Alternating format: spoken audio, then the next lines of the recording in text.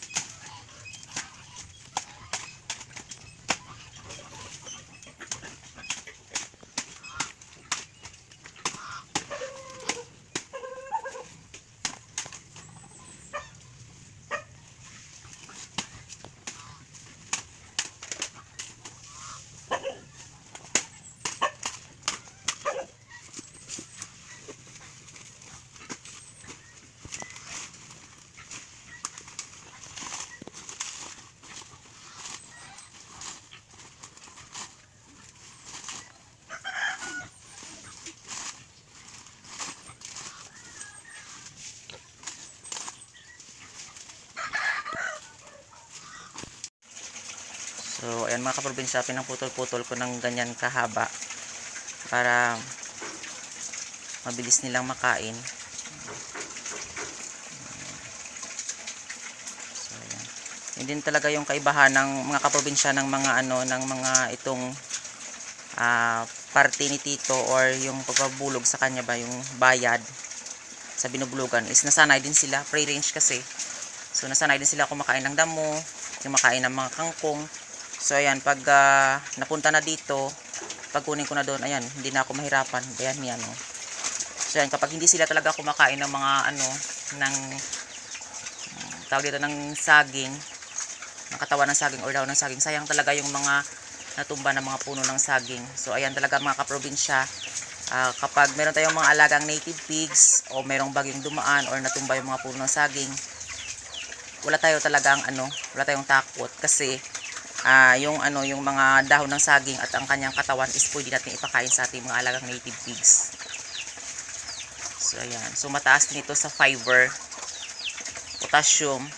Ayan. So malaki ring content na makukuha dito ng ng baboy. Meron din siyang mataas na level ng water content yung saging mga kaprobinsya.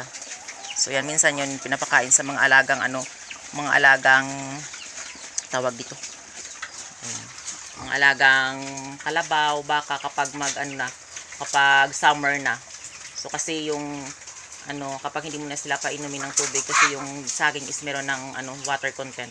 So yan, yung mga kalabaw, tsaka mga katulad nito, mga baboy, is hindi talaga sila ma-dehydrate.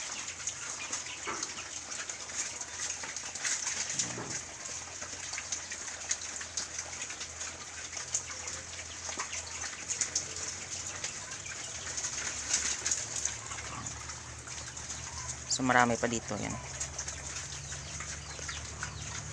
So yan pa, konti-konti lang natin ibigay sa kanila.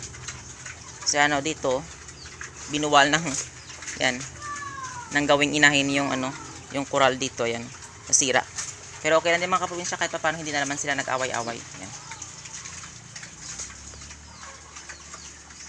So yan, no, ang ito mga kaprobinsya is mga 1 buwan at kalahati yung tanda nito. 1 buwan at kalahati ito, 1 buwan tanda niya diyan sa gawin ni Titong inahin. So yan talaga mga kaprobinsya, yung crossbreeding na talaga. So malaki talaga, malaki na yung yung katawan niya. Ayan.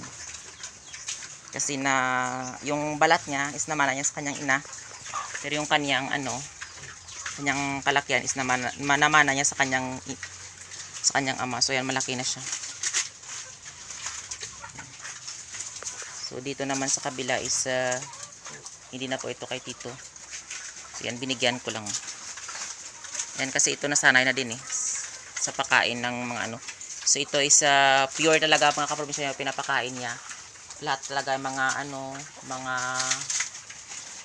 kangkong, niluluto nila yung kangkong.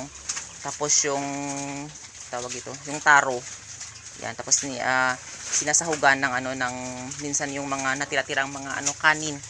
Yan, tapos sinahalo sa darak ng mais o di kaya sa darak ng ipa ng palay.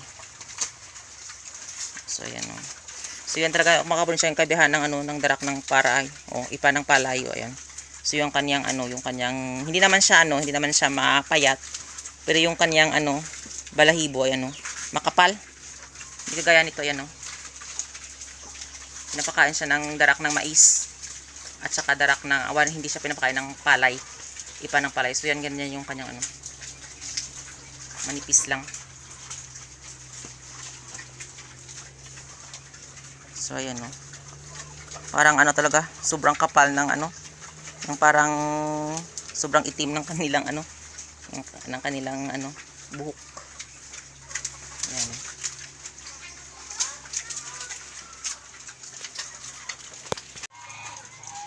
So ayan mga kaprobinsya, ito kasi sila, ako yung nagpalaki, nagpaanak sa kanila. So ayan, sinasanay ko na talaga sila na kumain ng mga ng organic na pakain. Ayan para kahit papaano meron din si Titong supply ng ng pagkain na darak ng mais. Ayan, meron din siyang commercial feeds na pinapakain. Pero kasi mga kaprobinsya dito kasi sa sa bundok is meron talagang meron kang mapagkukunan ng ng mga alternatibong pakain sa kanila na dito lang makita sa paligid. So ayan mga kaprobinsya, sayang lang din naman. So yan, sinasanay ko din sila kahit papaano mas healthy talaga sila at hindi sila masyadong magkakasakit. Yan, katulad nito. Tapos yung less gasto talaga. Alam ko naman mga kaprobinsya na si Tito yung nagagasto, pero yung gasto ni Tito is magkukunti-kunti lang kasi katulad nito, yan So hindi mo na sila papakainin ng tawag doon ng darak ng mais. Ayan, so ito na lang So mamayang hapon na rin sila papakainin. So meron din silang kapag ito yung mga dahon ng dahon ng saging is gamot din ito sa mga katulad na mga biik na yan kapag nagtatais sila mga kaprobinsya. Kasi yan din yung alternatibong ginagamit para yung kanilang dumi is parang magbalik sa normal. Pero ngayon okay na din yung kanilang dumi. Ayan Ayan. So, yan talaga.